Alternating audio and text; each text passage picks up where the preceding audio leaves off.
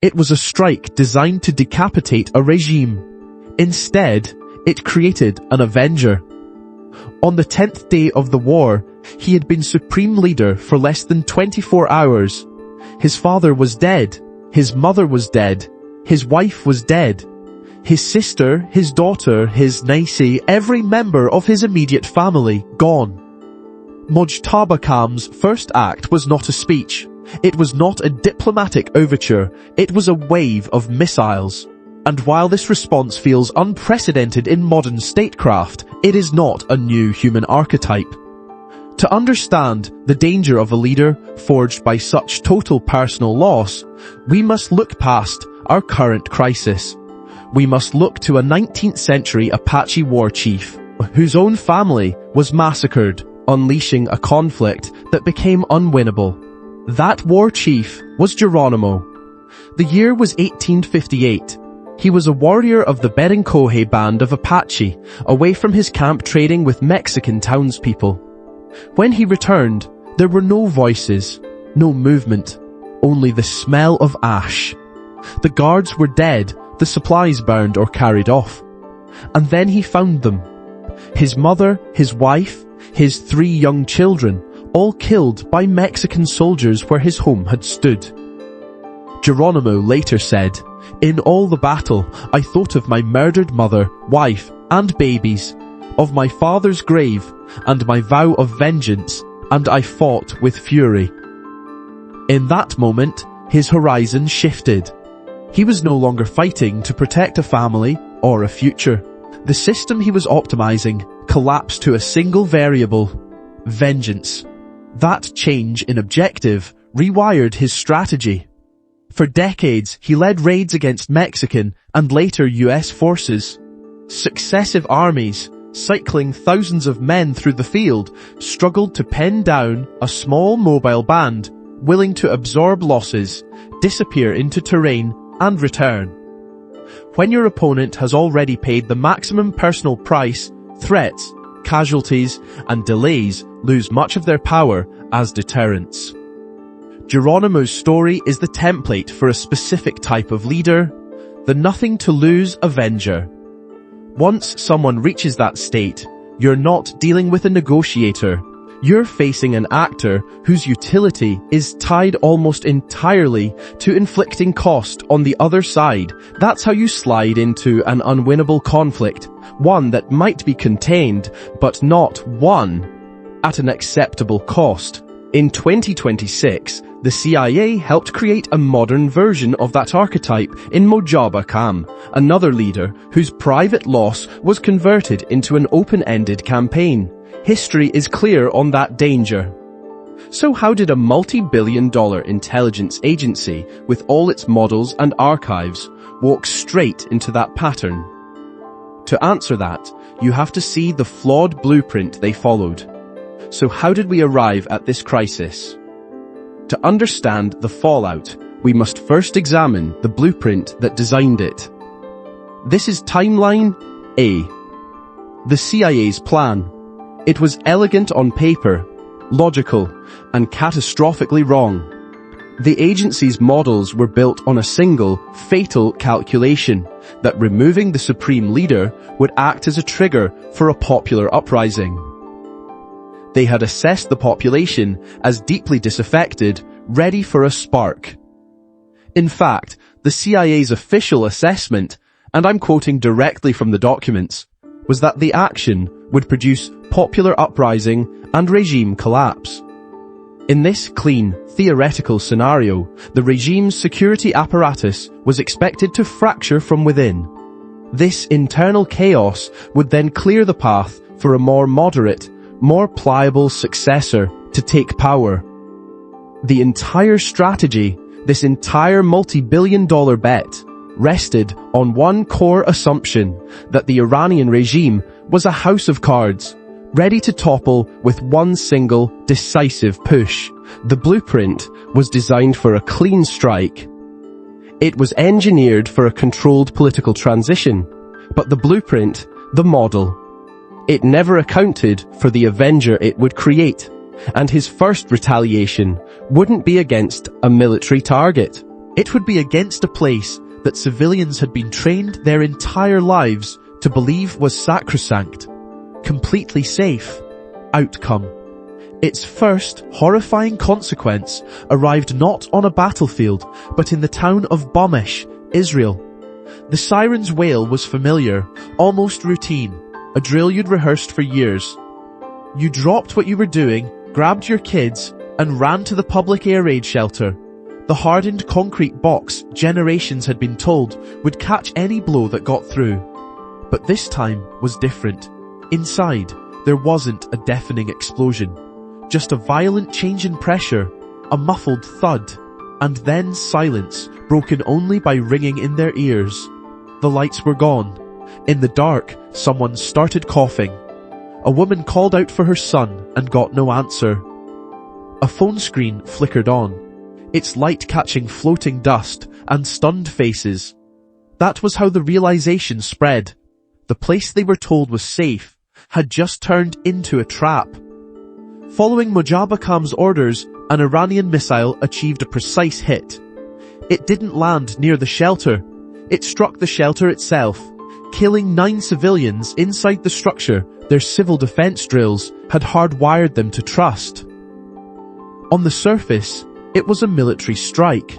In its design, it was something more. An assault on the ritual that said, if you obey the siren and reach the shelter, you live. In seconds, that multi-decade reflex collapsed. We can see how deep that kind of blow cuts in data from a similar Iranian attack in 2024. One study found that 41% of civilians exposed to it experienced peritraumatic distress, people mentally overwhelmed as the event unfolded. Nearly 19% went on to develop significant, lasting anxiety. The perception of a safe space hadn't just been shaken. For many, it had been surgically removed. This was the moment the very definition of safety was shattered for an entire nation. What do you think is the true cost when a country's psychological armor is pierced so precisely? Let me know your thoughts in the comments. And that kind of rupture doesn't stay contained. When civilians stop trusting their own shelters, the pressure shifts upward toward commanders, politicians, and the guarantor that was supposed to keep these strikes rare. The destruction of a nation's psyche was only the first-order effect of this new, vengeful strategy. The second-order effect was just as damaging, because it exposed a fatal crack in America's most critical military alliance in the region. The fatal crack appeared not on a battlefield, but in diplomatic offices, and it ran straight through Qatar. It surfaced when Iranian missiles, in retaliation, hit Qatari soil, not just a strike on a Gulf state. Qatar hosts Al Udeid Air Base, the largest American installation in the Middle East, the nervous system of US power projection there. Washington's response was immediate, and it assumed Qatari support. In a glass-walled office in Doha, the US envoy expected solidarity, a unified front, and use of Qatari bases and airspace for offensive strikes on Iran. The foreign minister ignored the maps and looked out to the sea. When he spoke, his voice was unwavering. "Envoy, your carriers sail away and bombers return to Missouri. We live here. We will not be the launchpad for a war that turns this country into a firing range. Our position is de-escalation." The envoy's jaw tightened. He recited joint statements, years of coordination, the signal a refusal would send to Tehran. The minister listened and repeated it. De-escalation. This was not a betrayal. It was a business decision, a calculation that survival outweighed a decade-old security agreement. The protective architecture, so robust on paper, had failed its first stress test. The same kind of guarantee many portfolios price in. In the days that followed, similar messages came through GCC and back-channel cables.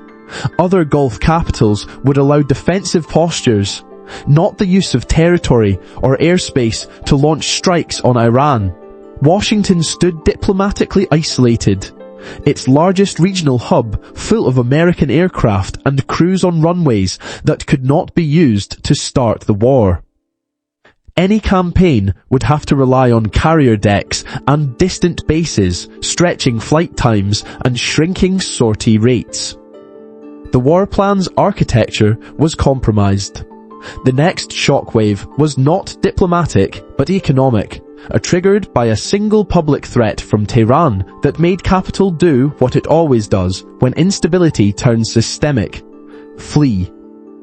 That public threat from Tehran wasn't delivered from a podium in Iran.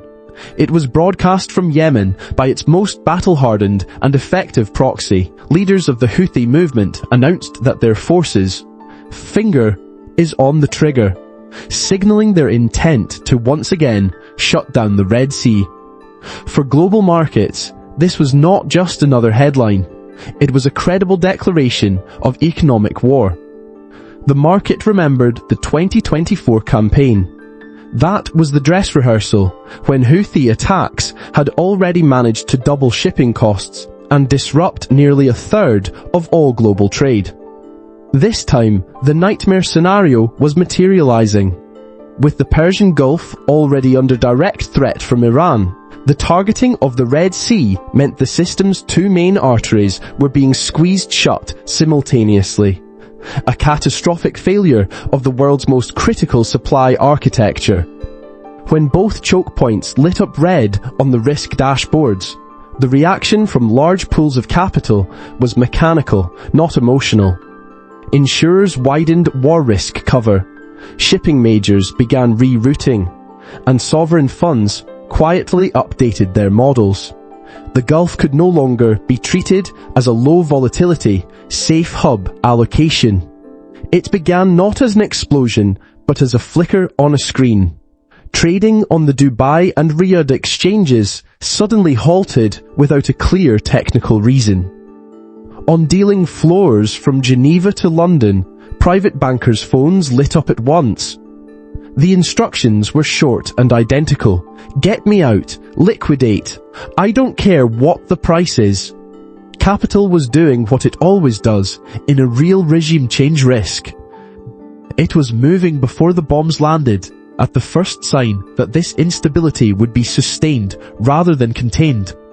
You could watch that decision in the tape.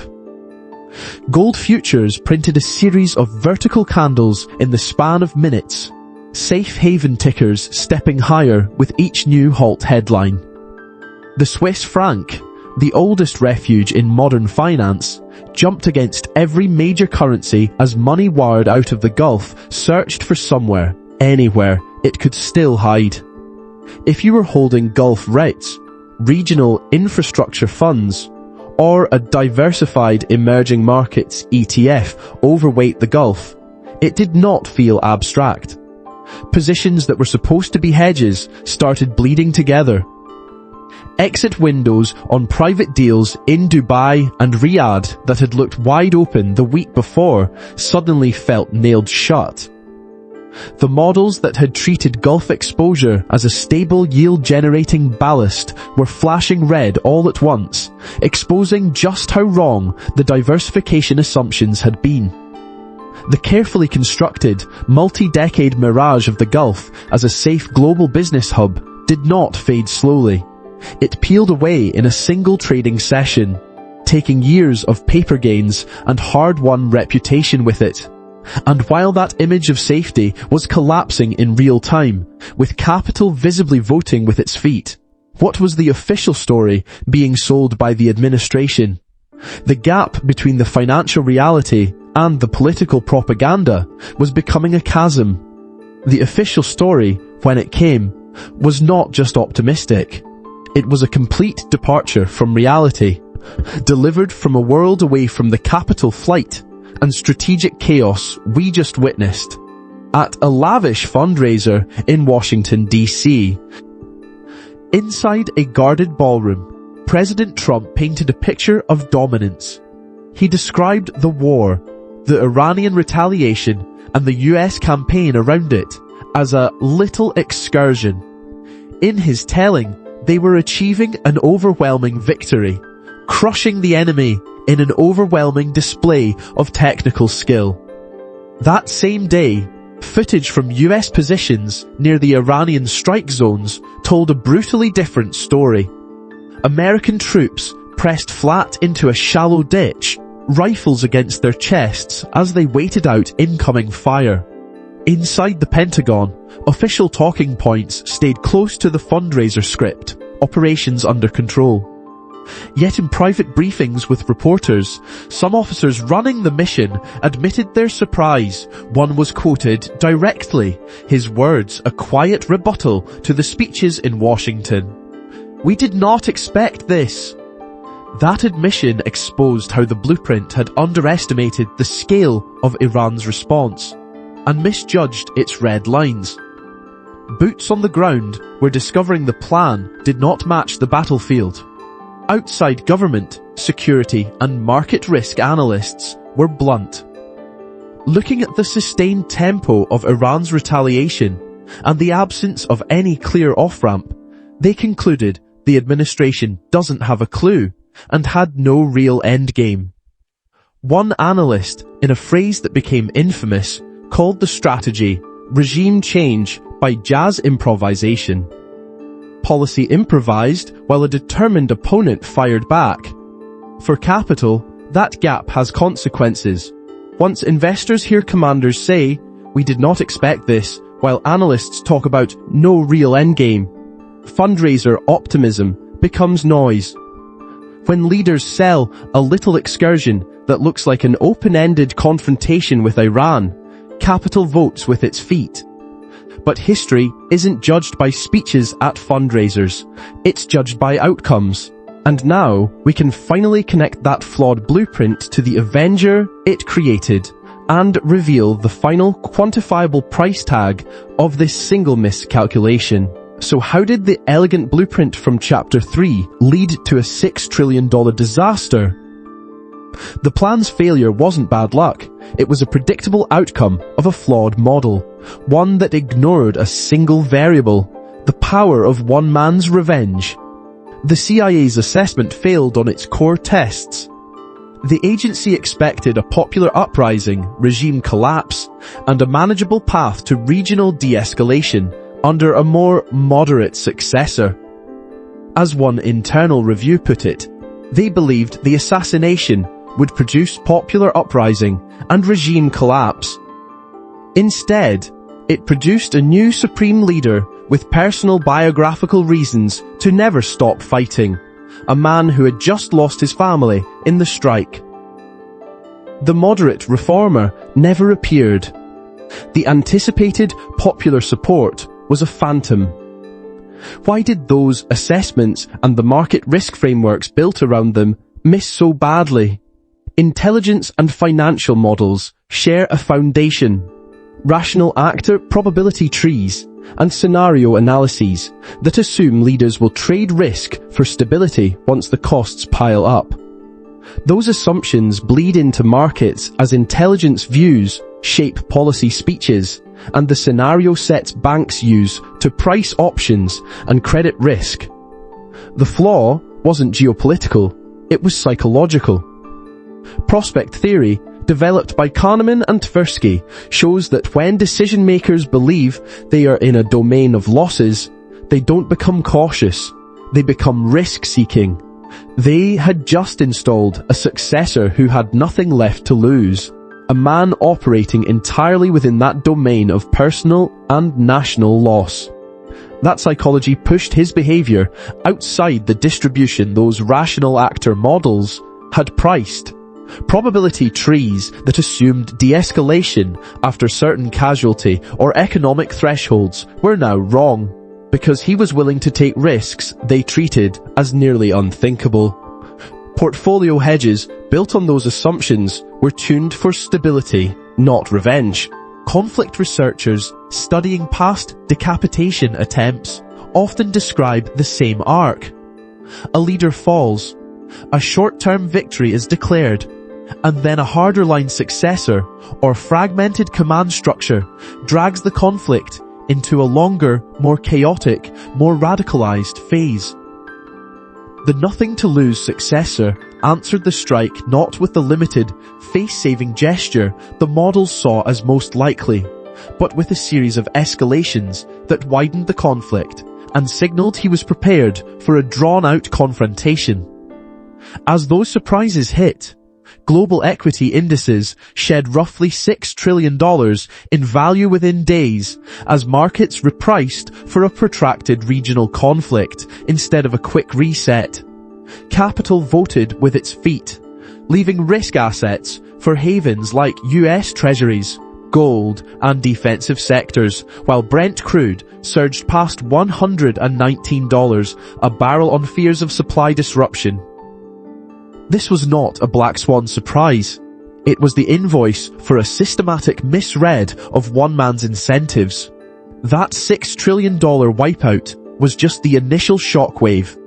The real damage, the slow strategic realignment of capital and power set in motion by that miscalculation, casts a long shadow over the decade to come. Understanding that shadow is how you stress test your own portfolio against the aftershocks that are still reverberating today.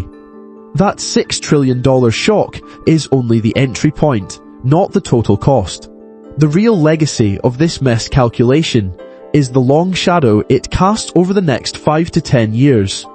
A leader driven by a personal grudge does not treat war as a crisis to be resolved. They can live with permanent friction. That turns what markets expect to be a brief spike of risk into a grinding baseline.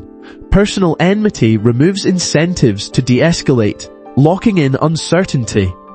Over time, investors stop pricing a return to normal and instead demand a lasting risk premium on anything exposed to that leader's reach.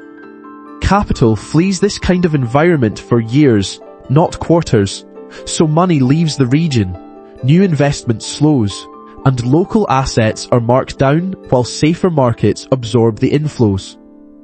Research on these environments shows that prolonged, grudge-driven instability leads to lower investment, higher inflation, and persistent portfolio erosion as capital hides in safe havens. Conventional diversification models assume shocks mean revert and regional risks calm over a 5 to 10 year cycle. A conflict anchored in personal enmity breaks that assumption and turns supposed regional offsets into a single geopolitical bet. Your hedges and diversification were supposed to protect you here, but most models quietly assume the pressure fades within a few years. Extend your scenarios. What happens to cash flows and valuations if elevated risk, premia, and inflation last for a decade? Map your real exposure, not just direct holdings, but supply chains and energy links tied to this region. Then test your safe haven allocation. Are you crowded into the same assets everyone else is fleeing toward, or do you still have room to maneuver? As one historian put it, history does not judge wars by the speeches given while they are being fought. History judges them by the outcomes that follow. So what does this mean for your capital? The data shows a direct causal chain. A leader's grudge sustains instability, driving lower investment, higher inflation, and enduring portfolio erosion as the region's risk is permanently repriced. To navigate a world where a single grudge can reshape markets, make sure you subscribe for more analysis that keeps connecting these outcomes to your portfolio.